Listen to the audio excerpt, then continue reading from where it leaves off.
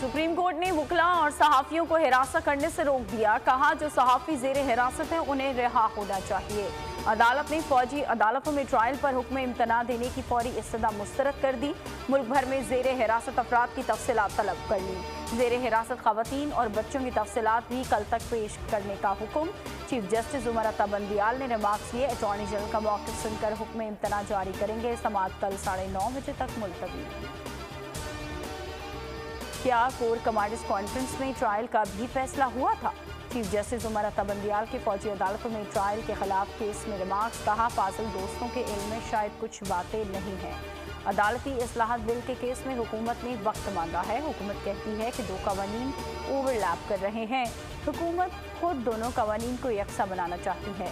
7 रुकनी bench के रुकन justice याया आफरीदी ने कहा कि आर्टिकल 245 का नोटिफिकेशन वापस हो चुका। क्या फौज को मुल्ज़मान